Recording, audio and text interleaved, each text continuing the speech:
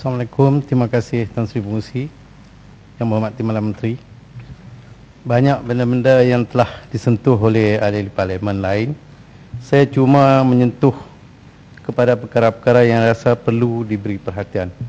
Yang pertama sekali, perkara 0100 10,000 dan 20,000 saya bincang secara bersamalah.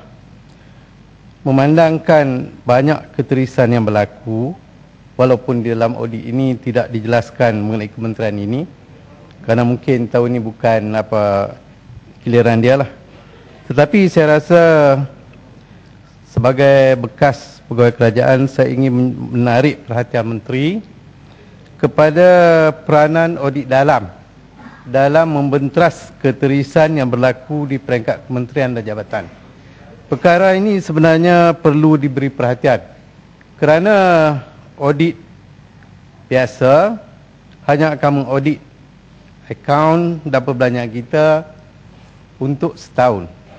Tetapi audit dalam dia akan mengaudit dan menyemak perbelanjaan dan juga urusan jabatan untuk sepanjang tahun. Jadi bagi kementerian ini, saya rasa audit dalam ini menjadi begitu penting, terutamanya berkait dengan perbelanjaan yang ada hubungan dengan ahli-ahli koperasi. Koperasi biasanya sekarang ini sejak tahun 2003 saya rasa, atau kalau saya silap saya minta betulkan, auditnya diuruskan oleh syarikat-syarikat audit. Syarikat-syarikat audit ini menjalankan pengurusan audit mudah sekali. Kadang-kala pegawai-pegawai koperasi, kaki tangan koperasi boleh menyatakan hasrat audit yang hendak dibuat. Nak bagi untung banyak mana, nak bagi dividen banyak mana, dia boleh bincang dah dengan audit.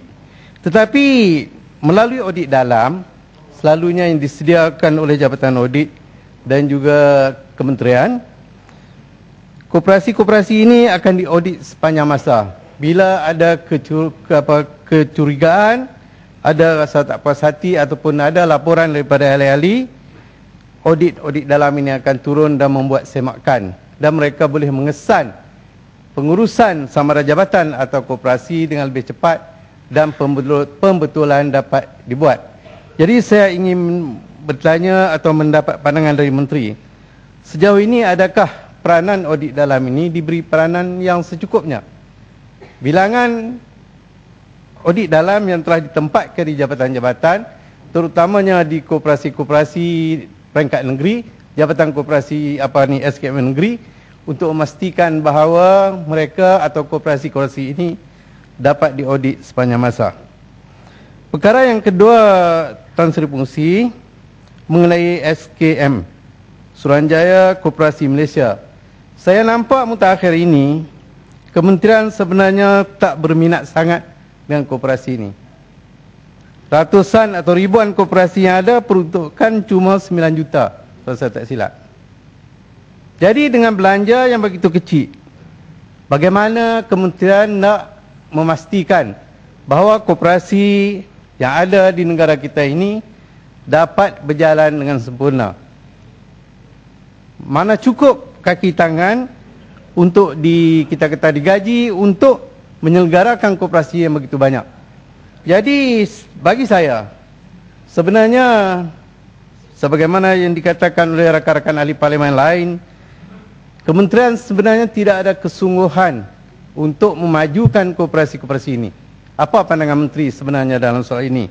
Kerana koperasi-koperasi terutama di kawasan luar bandar, selain di para koperasi sekolah, insya-Allah saya rasa di bawah bimbingan pengetua-pengetua guru besar, koperasi sekolah dapat berjalan dengan baik.